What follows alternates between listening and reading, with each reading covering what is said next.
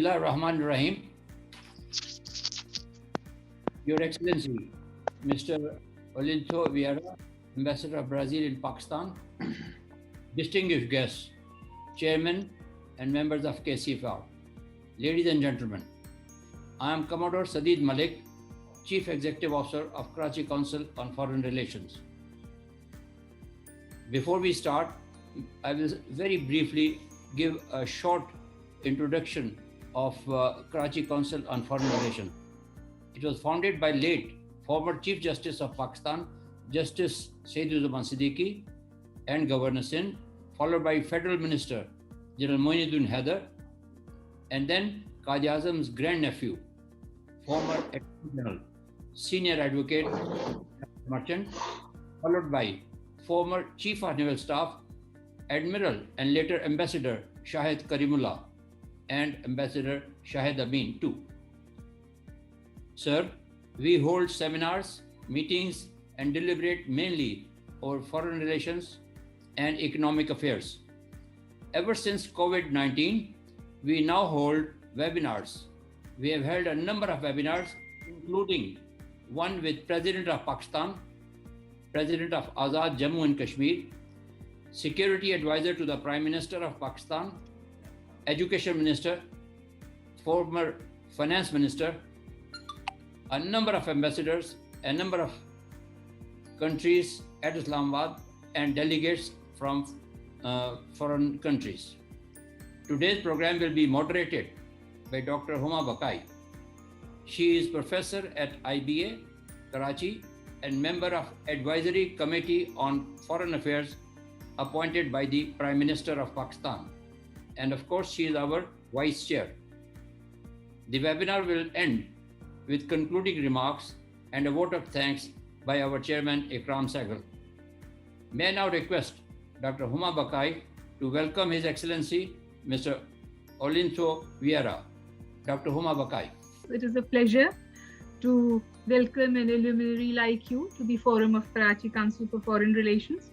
Like Mr. Sadid Malik just said, we do this quite regularly, and we've had some very high-profile people talking to our members. This is also open to public, so you have a wide audience, and later on we also put it up on social media and other channels. So the multiplying effect of the talk that you have today is going to be immense. Excellency Mr. Olyntho Vieira, Ambassador of Brazil to Pakistan, it is both an honor and a pleasure to welcome you. And we all know that our relationship goes back to 1948 when diplomatic relations between the two countries were established. We also celebrated 20 years of our relationship in 1968 with a lot of cultural exchanges that took place. I think it's time for more celebrations. What joins us is culture, music, and also football. Brazilian football team players are very, very popular here in Pakistan. They're supported by our youth. So, Excellency, it's over to you. And then this will be followed by a Q&A session. We'd like to keep our sessions interactive. So, Excellency, the floor is yours. Thank you so much for your words. You know a lot about our relationship, and this makes me more comfortable, and at the same time, it gives a larger responsibility, let's say.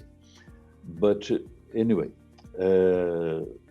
in order to prepare the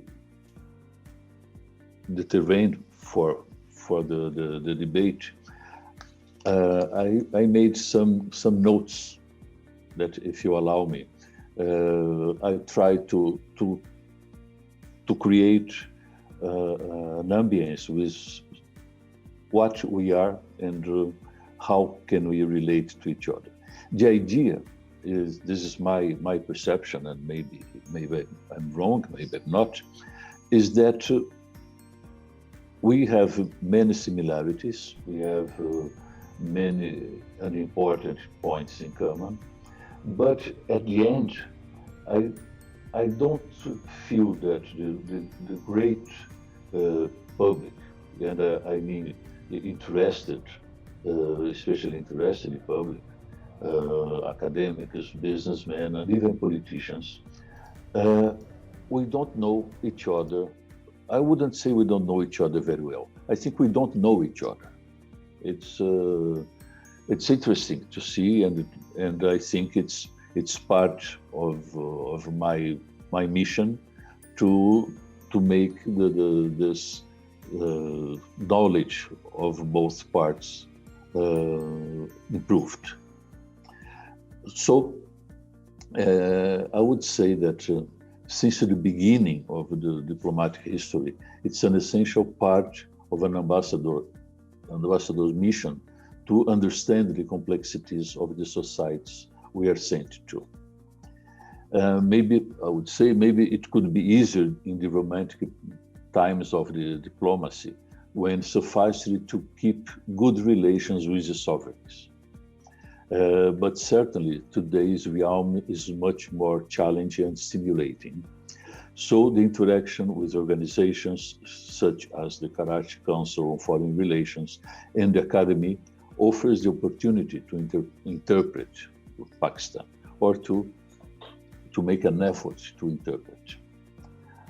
Today, I would like to share with you some thoughts about the past, present, and the future relations of our two countries. Although Brazil and Pakistan enjoy good relations, I dare to say that each country is most unknown to the other, not only to the public, but also to specialized audiences such as business people and even academics. To start with, I would recall that it's a sort of, I would say, almost a trivia.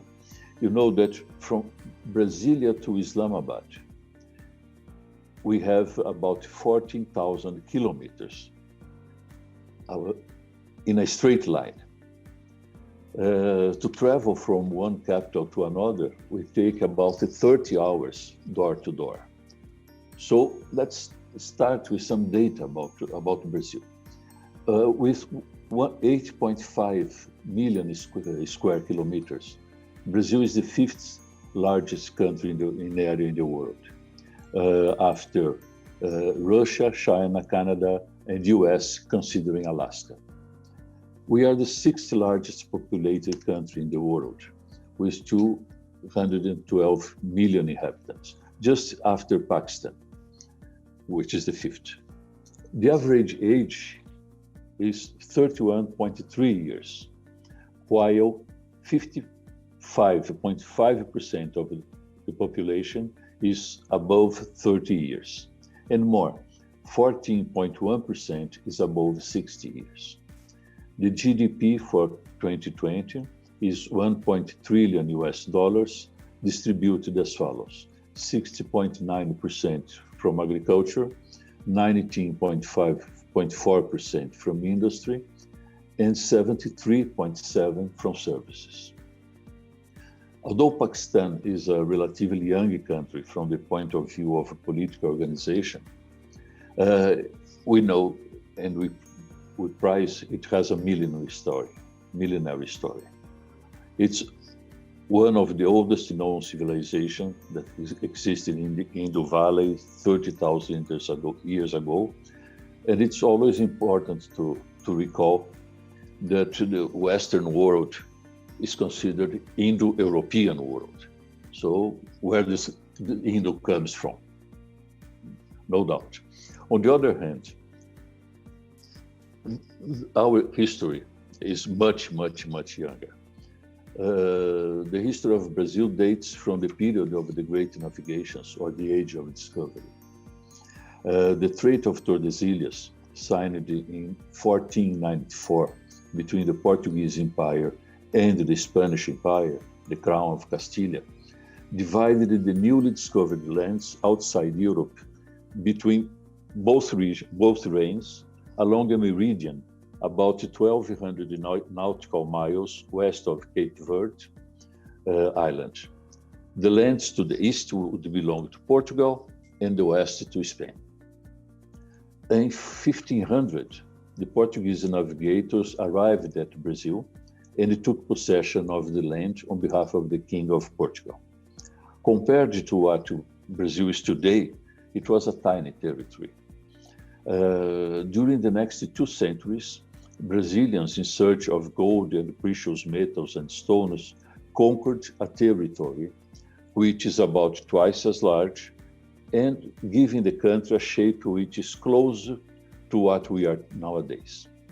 Such a conquest was recognized by the Treaty of Madrid in 1750. It's interesting to note that our borders were basically defined during the colonial years, contrasting with the United States, which expanded their territory very much, but only after the independence. Finally, at the end of the 19th century and the beginning of the 20th, our borders were completely defined and peacefully defined through the work of the Baron of Rio Branco, the patron of our diplomacy. Brazil shares borders with 10 countries, all South American countries, except Chile and Ecuador. The colonial area ended in 1808, 200 years ago, when the King of Portugal, this is interesting to say, the King of Portugal moved the empire seat from Lisbon to Rio de Janeiro that year, due to the Napoleonic Wars in Europe. When he came back to Portugal, he left his son Pedro as the regent prince, who happened to proclaim the independence of the country in 1822. So next year, we celebrated 200 years of independence from Portugal. Years later, in 1889, the Republic was established, and Brazil today is a federative republic composed of 26 states and Brasilia, the federal capital. From the demographic point of view, the population was mainly Portuguese, of Portuguese origin, and enslaved Africans. After the abolition of slavery, the country became a destination for immigrants from all parts of the world, especially Europeans and later Asians, who contributed heavily to give the Brazilian population its multi-ethnic and multicultural character. Ladies and gentlemen, Brazil and Pakistan have a cordial relationship, which is reflected in the multilateral domain, particularly in the area of trade liberalization, G20 on trade and the group of cairns, and international monetary issues and development, the G24. As it was mentioned by Dr. Baqai, in 1948, Brazil was the first Latin American country to establish diplomatic relations with Pakistan. In 1952, Brazil opened its embassy in Karachi, and Pakistan opened its embassy in Rio de Janeiro. The contacts, which have so far been continual, were reinforced by the visit of the Brazilian Minister for External Relations to Lahore in 1984. Furthermore, the Pakistani president visited Brazil in 2004, and the Brazilian Minister for External Relations visited Pakistan in 2005. We witnessed progress in the field of technical cooperation in the domain of agriculture. In 2018, a scientist from the Federal University of Lavras, which is a university with a very strong agricultural vocation, he was invited by ComSats to visit Pakistan and identify the potential for technological interchange between our countries. In the same year, a technical cooperation agreement was signed. Defense is also relevant in the field of cooperation. The armed forces of both countries have exchanged students in courses for the perfectioning of officers and have participated as observers at joint military exercises. A memorandum of understanding on cooperation on defense between the Ministries of Defense of Brazil and Pakistan is in advanced phase of negotiation. Furthermore, the following instruments are under analysis by the Pakistani side: agreement on juridical cooperation on penal issues, agreement on extradition, agreement on penal sentences, agreement for work by diplomatic personnel and family members, memorandum of understanding between diplomatic academies, And the Brazilian side analyzes a proposal of MOU for the creation of a joint commission and a MOU for the eradication of hunger and poverty. In the trade sector, we see an important concentration of imports to Pakistan, about 90% of the total turnover of about 700 million. Brazil is the 20th largest exporter to Pakistan, with a share of about 1%, just one, of the total, and the 60th largest importer of Pakistani goods with a share of 0.2%. The bulk of Brazilian exports, about 80%, is concentrated in two items: soya bean and soy oil and cotton. The Brazilian imports from Pakistan are concentrated in surgical and medical instruments and cutlery, about 20% of the total, and textile products, about 45%. The inescapable conclusion is that there is an enormous room for growth and diversification. Brazil and Pakistan could have a much stronger business and trade links than we actually do. We know, however, that people, and I would say, conduct business in an old-fashioned style. Maybe this is the good way of conducting business. At the end, it's not important standards, regulations, statistics, and so on. Of course, they are important. But what really counts, in my view, is the personal contact between people who should develop a sort of trustworthiness among the involved parties, an eye-to-eye contact. This is something I learned in more than 30 years of diplomatic service. The relations among nations used to be much smoother when we know we can personally trust our interlocutor. Therefore, this is my advice and request to business people. Gather all the intelligence you can, and then pack your luggage and travel to the prospective market and meet your partners. It may be expensive, but I assure it works. I have made all these considerations in order to have a minimum set of elements to sketch a sort of strategic thinking. What can we expect from the bilateral relations between Brazil and Pakistan in the foreseeable future? In political terms, we can expect the continuation of the good ambience of friendship and cooperation between our governments, testified by the instruments under consideration by both parts, and maybe the opportunities of having new ones that we can always suggest and develop. In the trade and the business sector, we will reinforce the support to local importers and exporters, keeping in mind what I said before about face-to-face contacts. And an important area, in my view, a very strategic area, is the cooperation in scientific and technological domains. It's well known that Brazil has become a notable player in agriculture due to long-term investment in research and development and training and education of scientists and technicians. I used to say that we do not export agricultural commodities, we export technology. This is why I would stimulate Pakistan research institutions and other interested parties to try to find how we could work together. Pakistan is an important producer of food who can certainly benefit from technologies that are more efficient.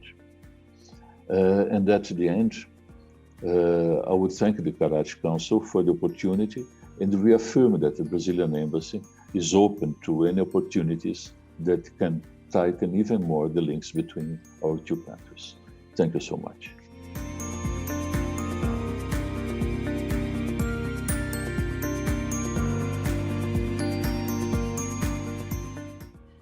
I already have one question for you, but I think it's important that you've identified areas of cooperation, that is scientific and technologies field, and also how we can come together in the agricultural field. And the most significant or important thing that I picked up from your conversation is that pick up your bags and go visit the country.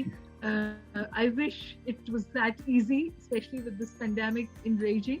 So we all have to fight the pandemic first before we pick up on that proposition. Having said this, the first question that I have for you is from Dr. Aziz. He's our board member, and he says that he's a huge fan of Brazilian football team, supports them. And you know that in a small corner in Karachi, Liari, we have some very potentially good football players. So his question is that can there be collaboration between mentoring for our football players from Brazil? Is that an option, especially because your pianists have come and played in Pakistan and we still talk about them? Thank you. I think, well, of course, football is always a passion. Even today, then you all know that football and big business go together. I'm old enough to say that I'm nostalgic about the romantic years of football. But said that, it's I know that there are some conversations to bring some Brazilian coaches or specialists to help the development of football in Pakistan. We had in the past some more structured program, but I must tell you that the budget today doesn't allow great projects. But I know that even here in Islamabad, there are some conversations on the football for small field. So I think this is a possibility, and we certainly can insist with Brasilia that perhaps we should develop a program of interchange. Perhaps even, I know that there was in the past something that some talented young people could go to Brazil and stay some time there learning how to play football. So I think it is a good idea, and we can perhaps work on that. Thank you. Thank you, Excellency. It would also sort of give us an opportunity to get to know each other better. Nothing goes far than sports diplomacy. We have another question on a more serious note. The question is, would Brazil like to avail China-Pakistan economic corridor for reaching Central Asian states and increasing Brazilian trade with them? And what I perhaps would want to add to this is that investment in the industrial zones in Pakistan established by China are now open. Does Brazil see that as an option to invest in Pakistan? I think this could be an interesting opportunity, yes. The economic corridor certainly will make the flow of goods more efficient. I'm not sure that we have infrastructure, for example, infrastructure companies investing abroad at this very moment. But I think this is an opportunity that has to be explored, and the world will be out of this crisis maybe in 1 year or 2 years, and I think we may consider that possibility. And in this, we understand that this economic China-Pakistan economic corridor at the end is part of a larger project. So I think that the integration of the main producing areas is inevitable. I think, and this is perhaps more an intellectual concern of mine, is that what will be the face of the world in the 5 years to come? We have seen that this pandemic has affected very much the airline industry and even the tourism industry. I don't know how the supply chains will be in the next 10 years or 5 years, because all this logic was built considering that the work could be segmented and the more efficient producers would have an advantage.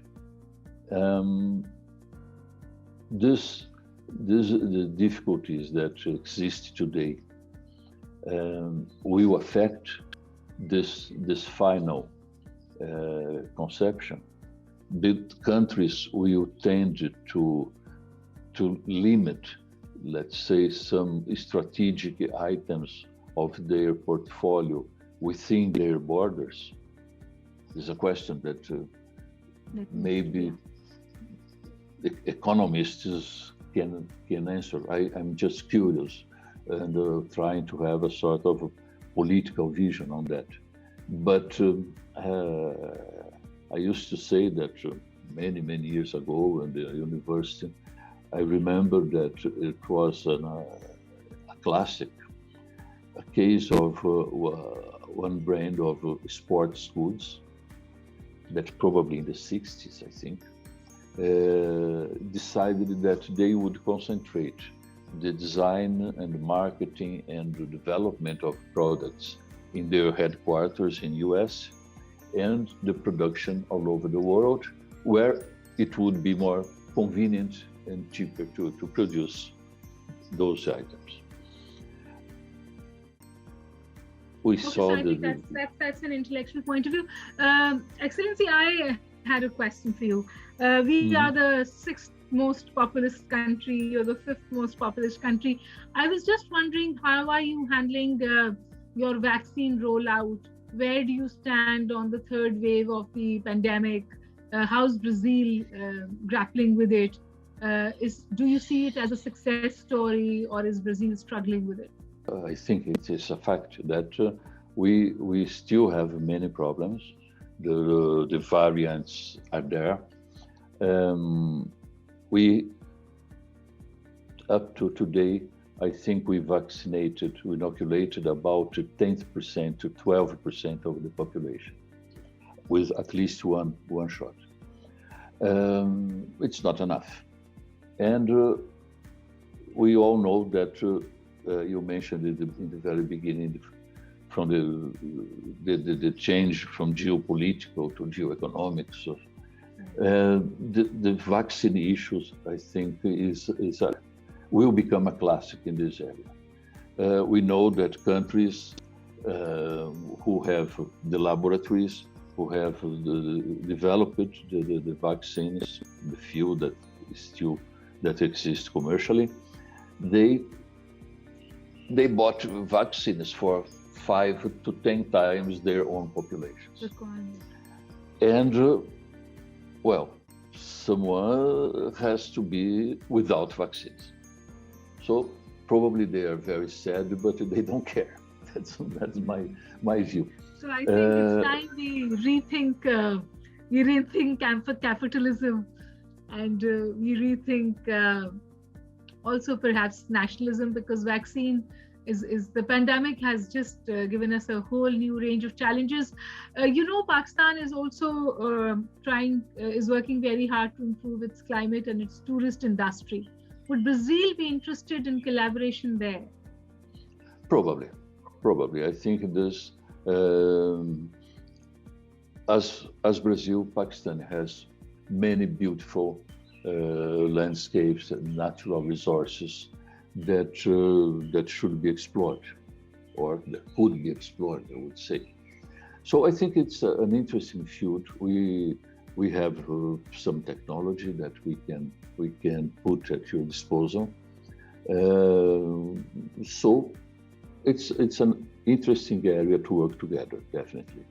It was an interesting session, and thank you for replying to all our questions also. May I now request our chairman for his concluding remarks.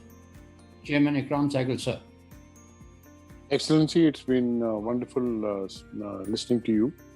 And of course, I'm much far better educated because of all the information that you've given. But let me tell you something that Dr. Huma Baqai raised, which is very important to both the countries, and people do not realize it. One of the distances of your soybean exports to China, you export actually about 83 million, you actually export about 83 million tons.